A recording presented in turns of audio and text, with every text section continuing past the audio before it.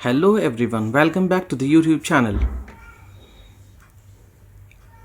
आज हम graphical representation पढ़ेंगे मोशन की। उससे पहले थोड़ा ग्राफ का एक बेसिक आइडिया हमें होना चाहिए। तो आइए थोड़ा ग्राफ के बारे में पढ़ते हैं, उसके बाद चलेंगे हम ग्राफिकल रिप्रेजेंटेशन ऑफ मोशन पर। वैसे तो ग्राफ्स आप मैथमेटिक्स में पढ़ते हैं और फिज़िक्स बिना मैथमेटिक्स के पढ़ना पॉसिबल नहीं है। तो आइए थोड़ा सा ग्राफ्स का एक बेसिक आइडिया ले लेते हैं। ग्राफ्स को समझने के लिए हमने यहाँ पर एक ग्राफ ड्रॉ किया है। अब इसके थ्रू हम ग्राफ के कंपोनेंट्स को समझेंगे। ग्राफ के अंदर कौन कौन से कंपोनेंट्स होते हैं। जैसे आपने लोअर क्लासेस में पढ़ा होगा 7th 8th में, इसको एक्स एक्सिस और इसको वाई एक्सिस कहते हैं। इतना आपने पढ़ा है और ये ओरिजिन कहलाता है। अब ये जो ग्राफ है, इस ग्राफ को डिफाइन करती है एक इक्वेशन जो है y is equals to m x plus c. ये इक्वेशन इस ग्राफ को डिफाइन करती है। तो चलिए आइए समझते हैं ये इक्वेशन इस ग्राफ से किस तरह कनेक्टेड है। सबसे पहले यहाँ पर हम बात करेंगे इस m की। m को बोलते हैं स्लोप। ये m स्लोप कहलाता है।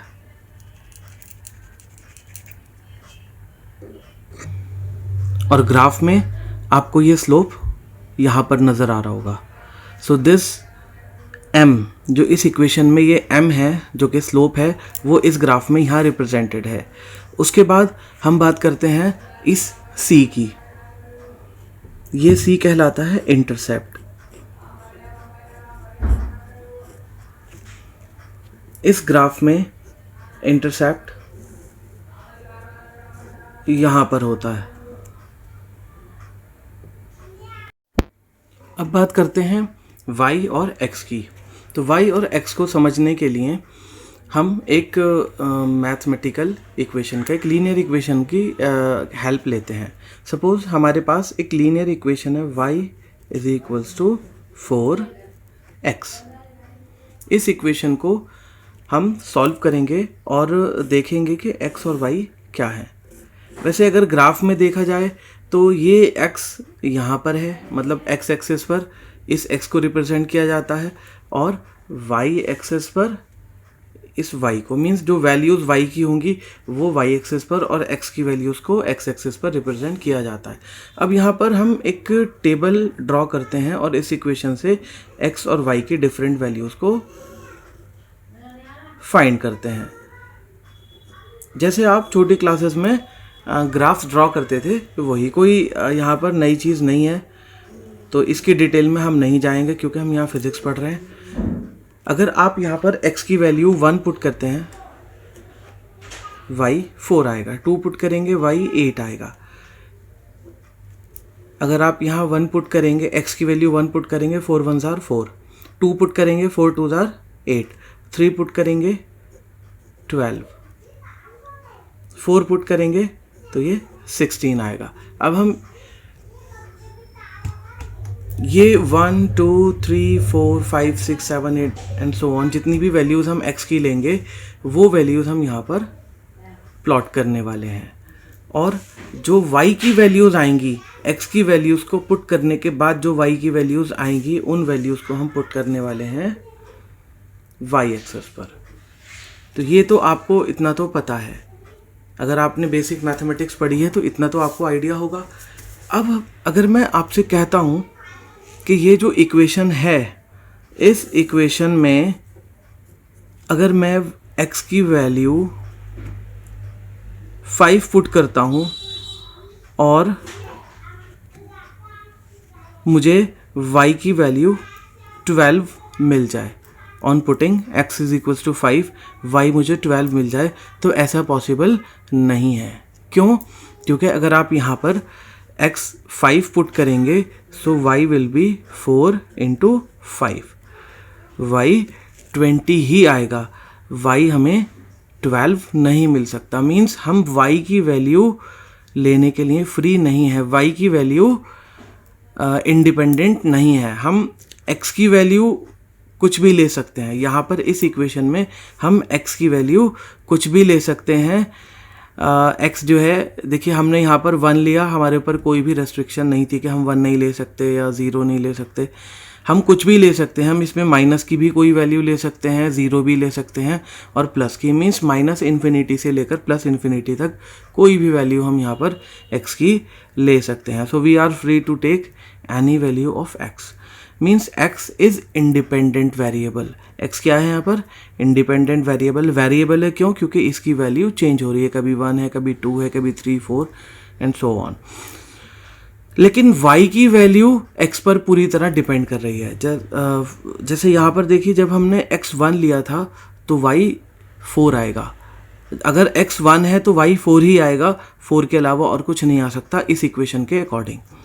इसी तरह जब x 2 है तो y 8 आएगा, x 3 है तो y 12 आएगा, और इस तरह आप कोई भी x की रैंडम वैल्यू लेंगे तो y की वैल्यू अपने आप सॉल्व करने के बाद आएगी। ऐसा नहीं है कि हम x की वैल्यू भी कुछ अपने पास से ले लें और y की वैल्यू भी हम अपने पास से ले लें। So here this x is independent variable. इस x को हम क्या बोलते हैं? Independent variable. This is called independent variable. और ये y dependent variable. Means y depend करता है x पर और x किसी पर डिपेंड नहीं करता। So this y is independent variable and this x is independent variable. अब ये इसके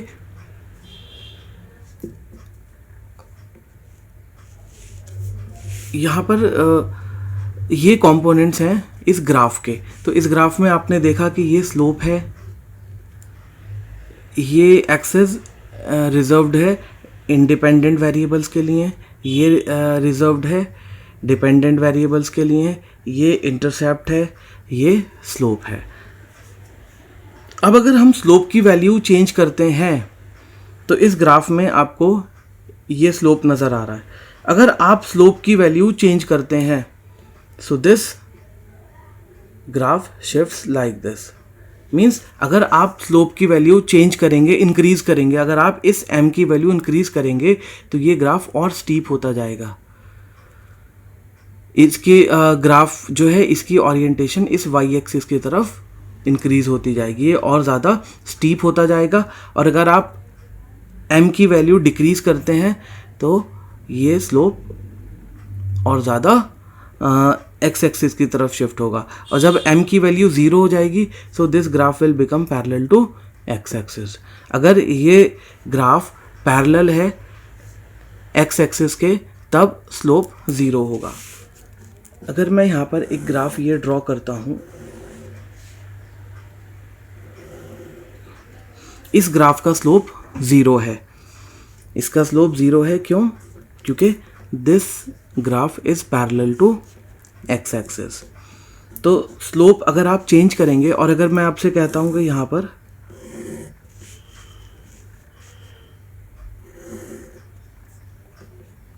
we have two graphs, graph number 1 and graph number 2,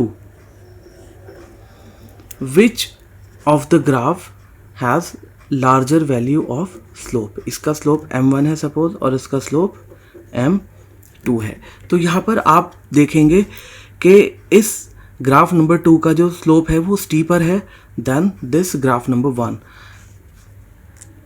so m2 is greater than m1।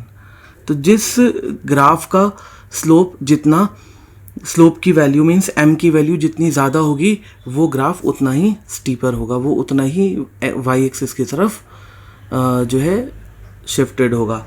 और m की वैल्यू जितनी कम होगी वो उतना ही x एक्सिस की तरफ होगा।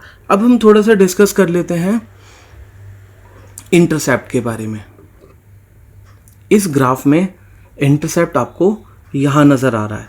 मीन्स अगर आप इंटरसेप्ट की वैल्यू को इंक्रीज़ करते हैं, इस c की वैल्यू को, इस इक्वेशन में इस c की वैल्यू को अगर आप इंक्रीज़ करते हैं तो ये ग्राफ ऊपर शिफ्ट होता है, और अगर आप इस c की वैल्यू को डिक्रीज़ करते हैं तो ये ग्राफ y एक्सिस पर नीचे शिफ्ट होता है। और जब ये ओरिजिन पर आता है, जब ग्राफ ओरिजिन पर आता है तो c की वैल्यू 0 हो जाती है, और अगर नेगेटिव होता है तो ये नीचे चली जाती है।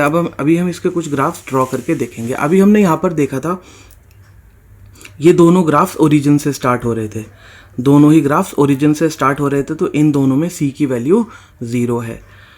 c की वैल्यू तभी नॉन ज़ीरो होगी जब ये ग्राफ या तो ऊपर से स्टार्ट हो या फिर नीचे से स्टार्ट हो। तो आइए कुछ ग्राफ्स देखते हैं जिनमें c की वैल्यू डिफरेंट है। तो मैं यहाँ पर कुछ ग्राफ्स ड्रॉ करता हूँ।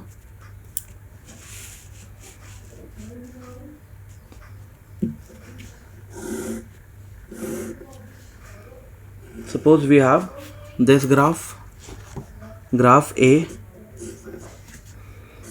एक दूसरा ग्राफ है हमारे पास ग्राफ B, और एक, चलिए पहले इनको कंपेयर करते हैं। यहाँ पर इस इंटरसेप्ट की वैल्यू लेते हैं हम CA, और यहाँ पर इंटरसेप्ट की वैल्यू लेते हैं CB। अब इन दोनों ग्राफ्स को ऑब्जर्व करने के बाद आपको नज़र आ रहा होगा कि यहाँ पर इस CA की वैल्यू थोड़ी सी ज़्यादा है एज़ कम्पेयर टू CB। ठीक है, इसकी लेंथ, CA की लेंथ CB से थोड़ी ज़्यादा है। तो यहाँ पर CA का इंटरसेप्ट ज़्यादा है और CB जो इंटरसेप्ट है वो कम है।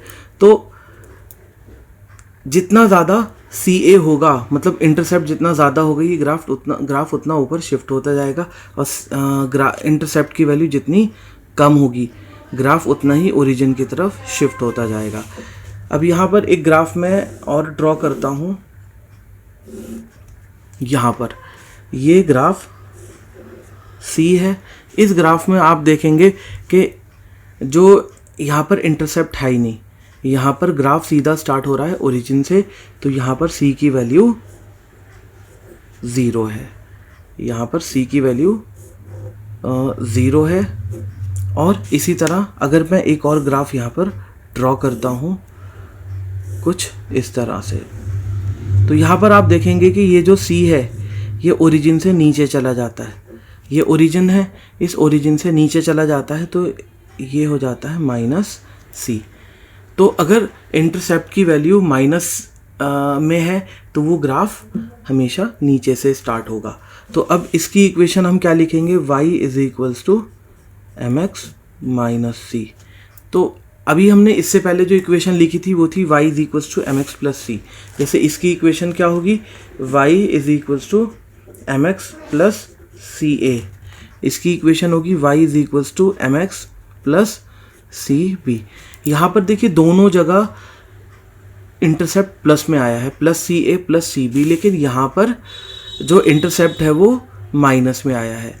क्यों? क्योंकि यहाँ पर जो ग्राफ है वो ओरिजिन से नीचे से स्टार्ट हो रहा है, और यहाँ पर जो y एक्सिस है उसकी वैल्यूज़ नेगेटिव होती हैं।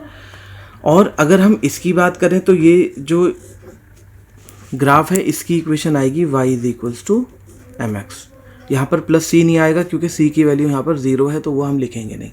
तो ये कुछ ग्राफ्स के कॉन्सेप्ट्स हैं जो आपको यहाँ पर अच्छे से समझ लेने हैं। दो ग्राफ्स ये हैं। तो आपने यहाँ पर चेक किया कि अगर हम स्लोप को चेंज करते हैं तो किस तरह से ग्राफ चेंज होता है, ग्राफ का कौन सा कंपोनेंट स्लोप के चेंज करने से चेंज होता है। तो अगर आप ग्राफ का स्लोप चेंज करेंगे ये चेंज होगा, और अगर आप इंटरसेप्ट की वैल्यू चेंज करेंगे तो इंटरसेप्ट की वैल्यू इंक्रीज़ करने से ग्राफ ऊपर शिफ्ट होता है, डिक्रीज़ करने से नीचे, ज़ीरो करने से ओरिजिन पर आ जाता है, नेगेटिव करने से वो नीचे चला जाता है। तो ये कुछ ग्राफ के कंपोनेंट्स थे जो हमें यहाँ पर समझने ज़रूरी थे।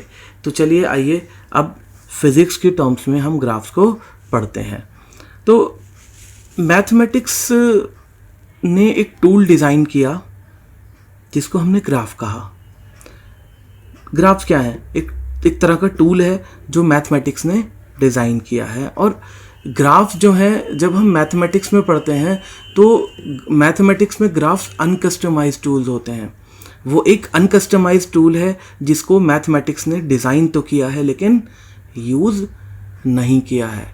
जिस तरह से आप मार्केट से एक मोबाइल फ़ोन ख़रीद के लाते हैं तो मोबाइल कंपनी जो मैन्युफैक्चरर है वो मोबाइल आपके लिए बनाती ज़रूर है लेकिन वो उसे यूज़ नहीं करती है, वो कस्टमाइज़ नहीं करती है, वो अनकस्टमाइज्ड होता है। जब आप उसको लेकर आते हैं तो आपको उसमें सभी तरह की सेटिंग्स करनी पड़ती हैं। आपको उसमें रीजन भी सिलेक्ट करना पड़ेगा, लैंग्वेज भी सिलेक्ट करनी पड़ेगी, टाइम जोन भी एंड सो ऑन, बहुत सारी चीज़ें आपको उसमें सिलेक्ट करनी पड़ती हैं।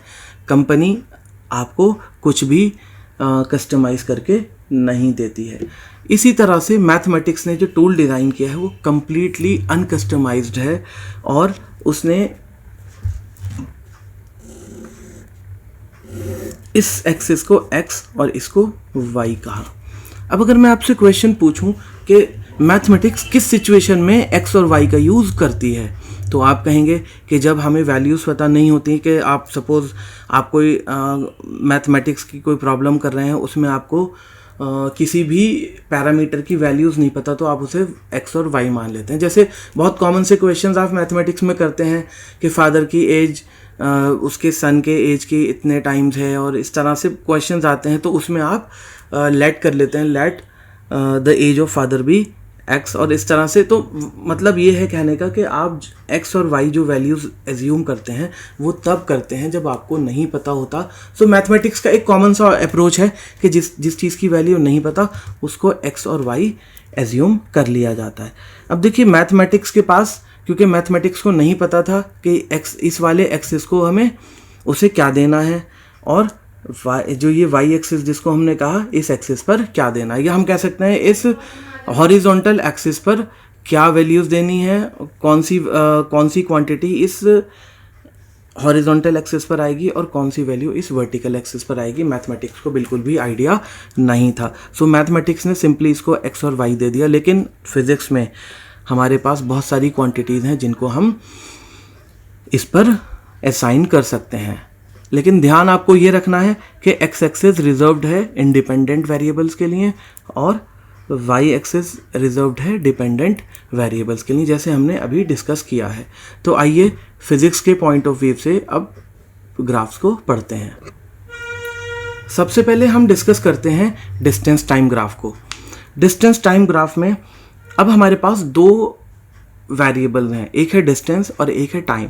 तो पहले हम डिसाइड करते हैं कि हम वर्टिकल एक्सिस को पर टाइम को प्लॉट करेंगे या डिस्टेंस को, और हॉरिजॉन्टल एक्सिस पर हमें किसको प्लॉट करना है। तो पहले हम यहाँ पर एक ग्राफ ड्रॉ करते हैं। अब ये वर्टिकल एक्सिस है, ये वर्टिकल एक्सिस है और ये हॉरिजॉन्टल एक्सिस है। तो अब यहाँ पर हमें डिसाइड करना है कि इस हॉरिजॉन्टल एक्सिस मतलब जो ये एक्स एक्सिस है इस पर हम किसको दें। तो अब हमें पहले इतना हमें पता है कि ये हॉरिजॉन्टल एक्सिस इंडिपेंडेंट वेरिएबल्स के लिए रिजर्व्ड है।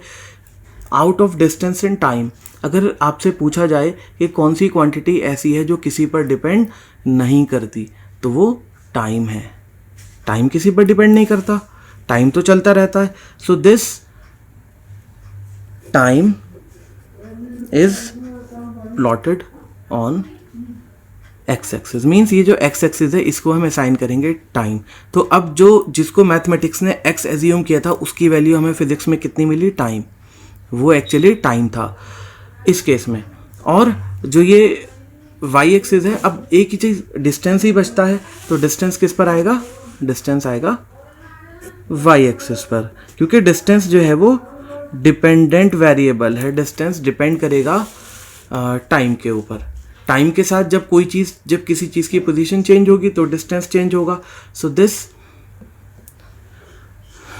Kind of graph is called distance time graph. जब हम एक्स एक्सिस पर टाइम और वाई एक्सिस पर डिस्टेंस असाइन करते हैं तो इस तरह का जो ग्राफ होता है वो डिस्टेंस टाइम ग्राफ कहलाता है। अब हमें अलग अलग टाइप के डिस्टेंस टाइम ग्राफ्स यहाँ पर पढ़ने हैं। जैसे कि हम यहाँ पर फर्स्ट डिस्टेंस टाइम ग्राफ पढ़ते हैं। ये मैंने एक ग्राफ ड्रॉ कर लिया। इस ग्राफ के अकॉर्डिंग आप देख रहे हैं कि ये एक स्ट्रेट लाइन है, तो जब भी आपको इस तरह का ग्राफ देखने के लिए मिलेगा तो ये ग्राफ रिप्रेजेंट करता है यूनिफॉर्म मोशन को। जब कोई बॉडी यूनिफॉर्म मोशन में होती है, मीन्स वो इक्वल इंटरवल्स ऑफ टाइम में इक्वल डिस्टेंस ट्रैवल करती है, तब उसका ग्राफ हमेशा इस तरह का आता है। उसके बाद अगर हम दूसरे टाइप के ग्राफ की बात करें, ये ग्राफ आपको कुछ इस तरह का देखने के लिए मिलता है। इस ग्राफ में जब भी आपको इस तरह का ग्राफ मिलता है तो ये ग्राफ नॉन यूनिफॉर्म मोशन का होता है। जब कोई बॉडी नॉन यूनिफॉर्म मोशन में होती है, मीन्स वो इक्वल इंटरवल्स ऑफ टाइम में अनइक्वल डिस्टेंसेस ट्रैवल करती है, तो उसका ग्राफ हमेशा इस तरह का आता है। और भी ग्राफ्स इसके अंदर हैं। अगर मैं आप यहाँ पर एक और ग्राफ ड्रॉ करता हूँ,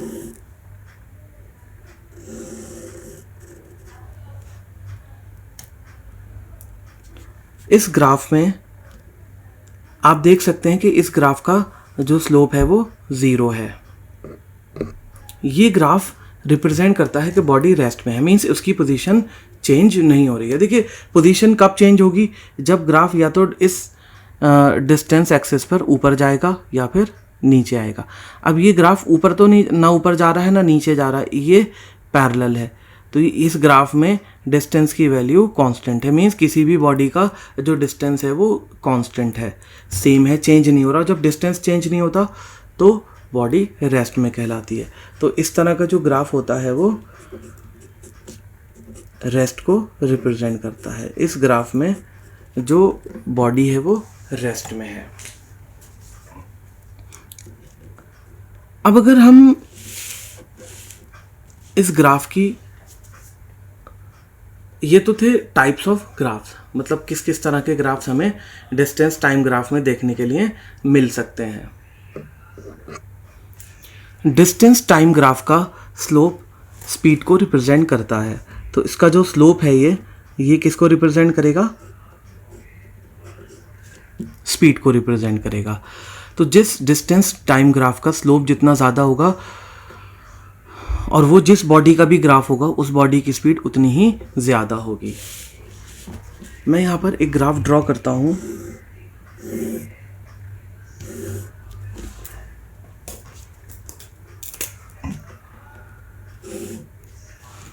यहाँ पर हमारे पास दो बॉडीज़ हैं, एक है बॉडी P और दूसरी है body Q।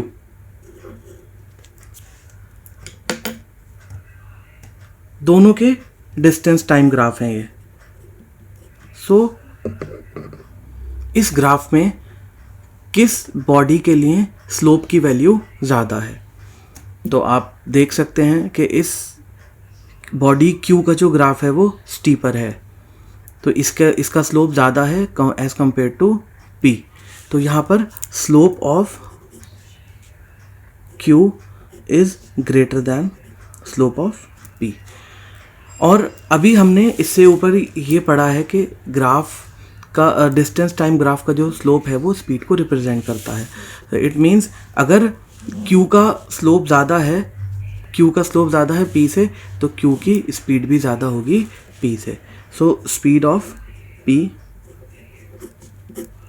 Q is greater than speed of P।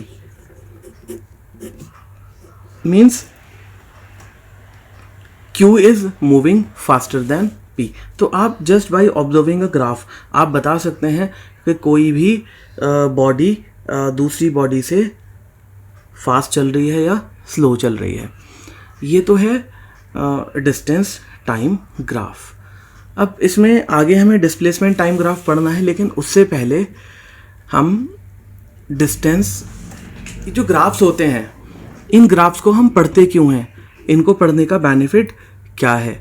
तो ग्राफ्स को पढ़ने के कई सारे बेनिफिट्स हैं, जिसमें से कुछ हम यहाँ डिस्कस कर लेते हैं। सबसे पहले अगर मैं इस ग्राफ को देखता हूँ, ये ग्राफ ड्रॉ किया गया है, ठीक है, ये एक लाइन है।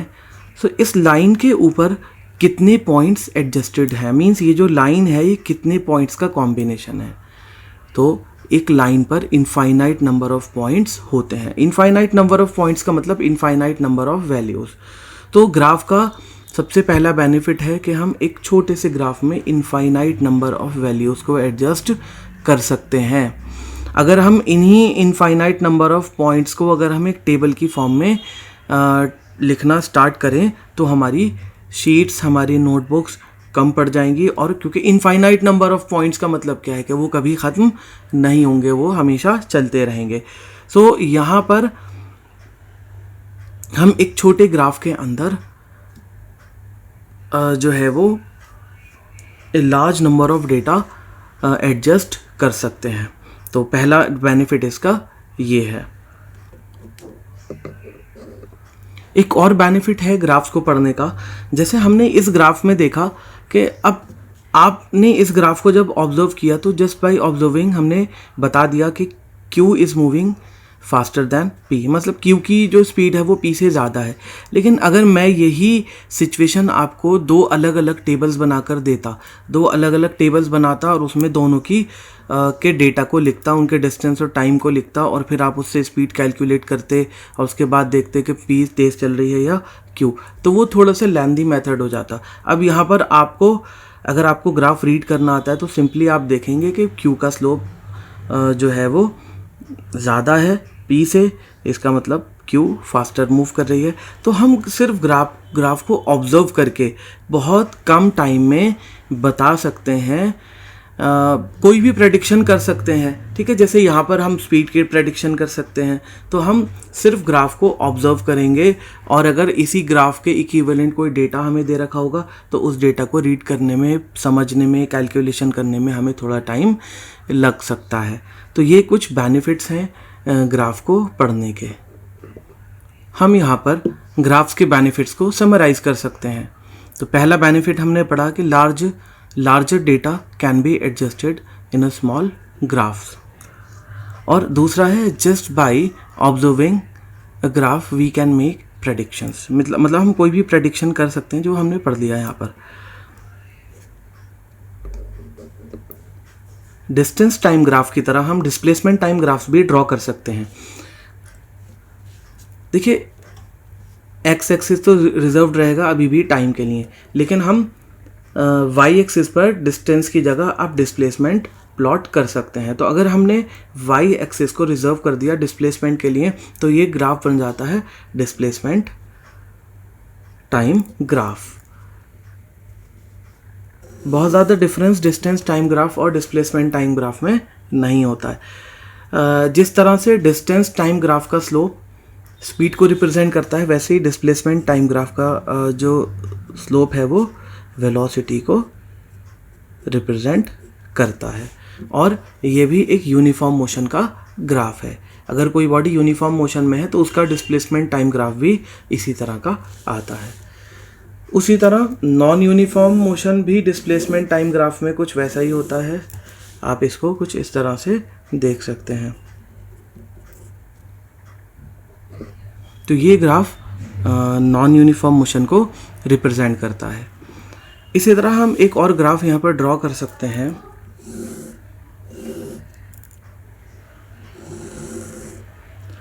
ये जो ग्राफ है, ये ग्राफ डिस्प्लेसमेंट टाइम ग्राफ में पॉसिबल है, लेकिन डिस्टेंस टाइम ग्राफ में पॉसिबल नहीं है।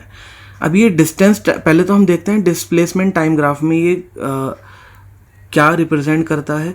तो यहाँ पर देखिए, जब किसी भी बॉडी का ग्राफ इस तरह का आता है तो उसका डिस्प्लेसमेंट डिक्रीज होता है, उस बॉडी का डिस्प्लेसमेंट डिक्रीज होता है। लेकिन डिस्टेंस कभी डिक्रीज नहीं हो सकता, डिस्टेंस हमेशा इंक्रीज होता है, डिस्प्लेसमेंट डिक्रीज हो सकता है। तो इस तरह का ग्राफ डिस्प्लेसमेंट टाइम ग्राफ में पॉसिबल है, लेकिन डिस्टेंस टाइम ग्राफ में पॉसिबल नहीं है। अब इसका मीनिंग क्या हुआ कि डिस्टेंस कभी डिक्रीज नहीं होता लेकिन डिस्प्लेसमेंट डिक्रीज होता है। तो आइए एक छोटे से एग्जाम्पल से इसको भी समझ लेते हैं। सपोज एक बॉडी पॉइंट ए से चलना स्टार्ट करती है और फिर वो जाती है पॉइंट बी तक, तो उसका डिस्टेंस ए बी और उसका डिस्प्लेसमेंट भी ए बी होगा। लेकिन अब वो बॉडी पहले तो गई बी तक, उसके बाद फिर वो वापस आती है और फिर कहाँ जाती है, पॉइंट सी पर आ जाती है। जब ये पॉइंट सी पर वापस आएगी, देखिए जब तक वो ए से बी तक जा रही है तब तक तो उसका डिस्टेंस और डिस्प्लेसमेंट दोनों इंक्रीज हो रहे हैं, लेकिन जब वो बी से वापस सी की तरफ आ रही है तो उसका डिस्टेंस तो इंक्रीज हो रहा है लेकिन डिस्प्लेसमेंट उसका डिक्रीज हो रहा है। देखिए उसका टोटल डिस्टेंस कितना होगा, टोटल डिस्टेंस होगा A B plus C B, distance होगा उसका इतना। लेकिन अगर हम डिस्प्लेसमेंट की बात करें तो डिस्प्लेसमेंट होता है shortest path between initial and final positions. तो उसकी इनिशियल और फाइनल पोजीशन के बीच का डिस्टेंस कितना है, वो ए सी है, और ए सी जो है वो ए बी से कम है। तो देखिए जब बॉडी ए से बी तक जा रही थी तब तो डिस्प्लेसमेंट इंक्रीज हो रहा था, लेकिन वो जब बी से सी, मतलब जब वो बी से चली और उसने ए की तरफ जाना शुरू किया तो उसका डिस्प्लेसमेंट कम होने लगा। तो जब बॉडी अपने इनिशियल पॉइंट की तरफ वापस जाने लगती है तो उसका डिस्प्लेसमेंट डिक्रीज होने लगता है। तो ये मेरा कहने का मतलब था कि जब डिस्टेंस, अगर बॉडी अपने इनिशियल पॉइंट की तरफ वापस जा रही है तो उसका डिस्प्लेसमेंट तो डिक्रीज होता है, लेकिन उसका डिस्टेंस तब भी डिक्रीज नहीं होता। अगर ये वापस ए पर आ जाती है, सपोज ये वापस ए पर आ जाती है, तो इसका डिस्प्लेसमेंट कितना होगा, 0, और उसका डिस्टेंस कितना होगा, 2ab। तो ए बी जाने का और वापस आने का भी ए बी होगा, उतना ही होगा, तो डबल हो गया। तो डिस्टेंस कभी डिक्रीज नहीं होता है। तो ये वाला जो ग्राफ है, ये ग्राफ शो कर रहा है डिक्रीज, और डिक्रीज कौन हो सकता है, डिस्प्लेसमेंट, और डिस्टेंस कभी डिक्रीज नहीं हो सकता। तो ये ग्राफ डिस्टेंस टाइम ग्राफ में पॉसिबल नहीं है, सिर्फ डिस्प्लेसमेंट टाइम ग्राफ में ही पॉसिबल है। उसके अलावा एक और ग्राफ हम यहाँ पर पढ़ लेते हैं।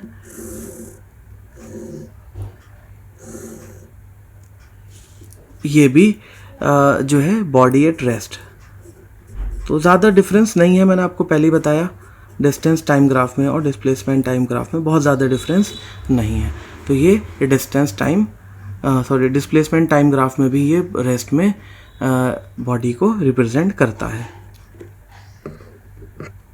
अगर हम इस वर्टिकल एक्सिस पर डिस्प्लेसमेंट की जगह स्पीड को प्लॉट करते हैं तो ये ग्राफ बन जाता है स्पीड टाइम ग्राफ। तो अब हम पढ़ते हैं स्पीड टाइम ग्राफ्स को। स्पीड टाइम ग्राफ में भी पहला ग्राफ हम यही वाला पढ़ने वाले हैं। एक स्ट्रेट लाइन है और ये स्ट्रेट लाइन क्या रिप्रेजेंट कर रही है, देखिए ये जो ग्राफ है ये ऊपर जा रहा है, और ये ऊपर जाने का मतलब ये है कि ये इस तरह से ऊपर जा रहा है, मीन्स स्पीड की वैल्यू चेंज हो रही है और ऊपर की तरफ स्पीड की वैल्यू इंक्रीज होती है। सो this graph is representing increase in speed, मतलब चेंज इन स्पीड, और चेंज इन स्पीड एक्सेलरेशन होता है। तो एक्चुअली ये क्या रिप्रेजेंट कर रहा है, एक्सेलरेशन। और देखिए जो स्ट्रेट ग्राफ होता है वो हमेशा यूनिफॉर्म चेंज को रिप्रेजेंट करता है। So this kind of graph represents uniform acceleration. यहाँ पर दो चीज़ें नोटवर्दी हैं। एक तो स्पीड टाइम ग्राफ या फिर वेलोसिटी टाइम ग्राफ का जो स्लोप है वो एक्सेलरेशन को रिप्रेजेंट करता है, और अगर वो ग्राफ जो है स्ट्रेट लाइन है तो ये एक यूनिफॉर्म एक्सेलरेशन को रिप्रेजेंट करेगा। इन द सेम वे हम यहाँ पर नॉन यूनिफॉर्म एक्सेलरेशन के लिए स्पीड टाइम ग्राफ देख सकते हैं। तो ये ग्राफ तीनों में ही एक सा है। डिस्टेंस टाइम ग्राफ में भी इसी तरह का था, डिस्प्लेसमेंट टाइम ग्राफ में भी, और स्पीड टाइम ग्राफ में भी ऐसा ही है।